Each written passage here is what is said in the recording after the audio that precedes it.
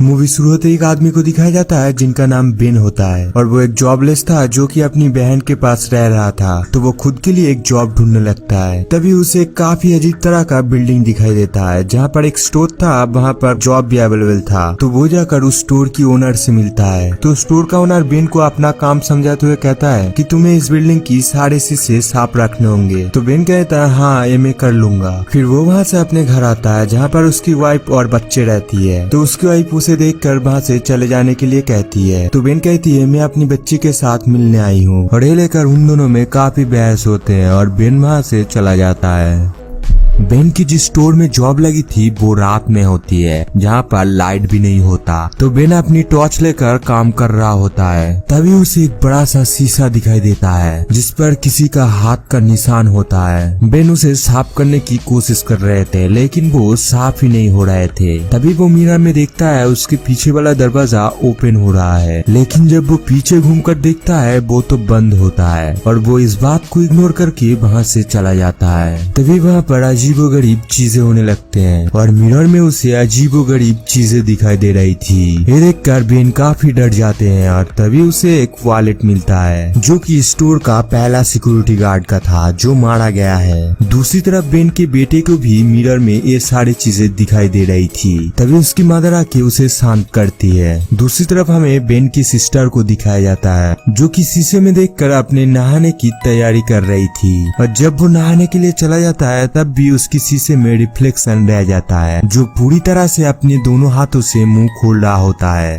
तभी बाथटब में बेन की सिस्टर का भी अपने आप ही मुंह खोल जाता है जिससे काफी ब्लड आने की वजह से उसकी डेथ हो जाती है। बेन जब घर आकर देखता है तो काफी दुखी हो जाता है। तो वो तुरंत समझ जाता है कि ये उसी मिरर की वजह से हुआ है। तभी वो उसी स्टोर में जाकर मिरर पर शूट करने लगता है लेकिन वो मिरर अपने आप ही ठीक हो जा रहा था। तभी वो उस स्टोर की इधर उधर देखने लगता है। उसे पता चलता है एक मेंटल हॉस्पिटल था जहाँ पर पेशेंट को काफी बुरी तरह से टॉर्चर किया जाता था। तभी वो एक जगह पर पहुँचता है जहाँ पर चेयर लगा हुआ था और उसकी चारों तरफ मिरर लगी हुई थी। ये उस हॉस्पिटल का टॉर्चर रूम था जहाँ पर पेशेंट को काफी बुरी तरह से टॉर्चर किया जाता था। अब बेन अपने एक दोस्त को कॉल करता है जो कि एक डिटेक्टिव है। तो उसका दोस्त उसे कहता है इस मेंटल हॉस्पिटल में एक पेशेंट थी जिसका नाम एना था। उसको ये लोग काफी बुरी तरह से काफी ज्यादा टॉर्चर करते थे और एक दिन उसे ऐसा टॉर्चर किया गया जिसकी वजह से उसकी डेथ हो गई। और इसके कुछ ही दिन बाद ही हॉस्पिटल के सारे पेशेंट का भी डेथ हो गई, जिसके बाद हॉस्पिटल को बैन कर दिया गया और यहाँ पर एक स्टोर बना दिया गया। लेकिन वो स्टोर भी कुछ ही दिनों के अंदर जल के राख हो गया था। अब इस बिल्डिंग की ऐसा हाल जलने की वजह से हुआ है। इधर बेन का बेटा शीशे के सामने बैठकर अपने आप से बातें कर रहा था। तभी उसका मॉम वहाँ पर आके उसे बुलाती है। जब वो वहाँ से उठ के अपनी मॉम के पास आता है लेकिन उसका मॉम शीशे में अभी भी उसका रिफ्लेक्शन को देख पा रही थी। ये देखकर वो काफी डर जाती है और बेन को कॉल करती है। बेन कहता है मैं आ रहा हूँ, तब तक तुम लोग किसी शीशे के सामने मत जाना। बेन वहाँ पर आते ही सारे शीशे को पेंट कर देता है। अब बेन किसी भी तरह एना के घर का पता लगाता है तो उसे उसके घर वालों से पता चलता है कि वो वाकई में पागल थी और काफी ज्यादा एग्रेसिव भी थी, यानी उसे गुस्सा जल्दी आती थी। इसी वजह से उसे मेंटल हॉस्पिटल भेज दिया गया था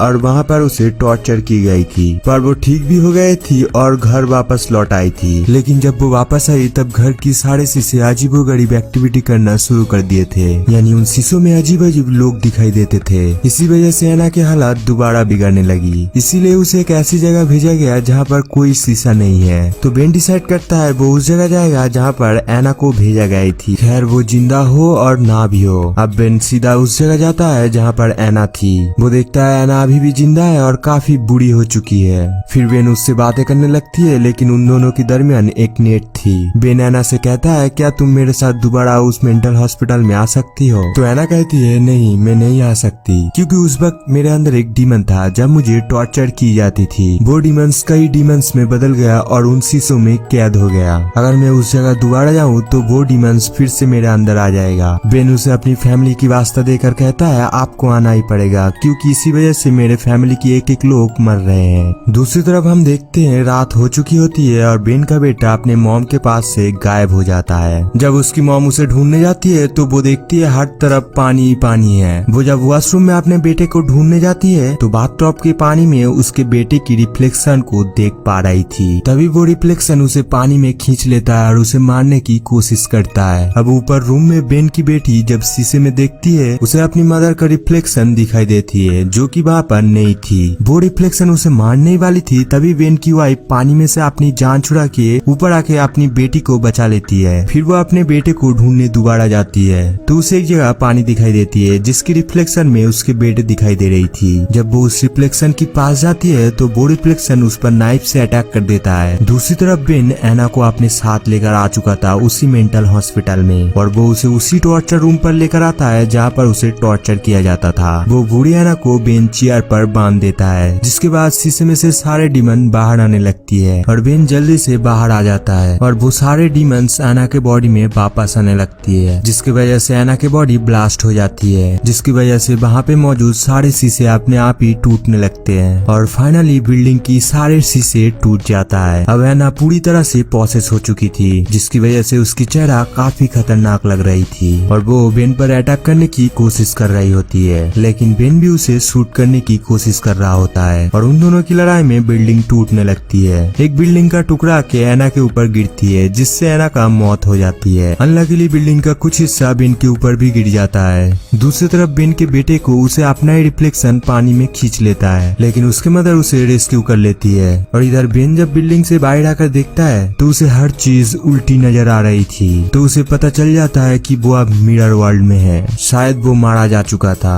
और ये मूवी यहीं पर ही दी एंड हो जाते हैं। गाइस, इस तरह की और भी मूवी एक्सप्लेनेशन वीडियो देखने के लिए आपकी favourite channel fact film information को सब्सक्राइब कर लेना और पास में रहे घंटी को किसी भी तरह दबा देना और उसके बाद देखना क्या कुछ एक्सप्लेनेशन होता है।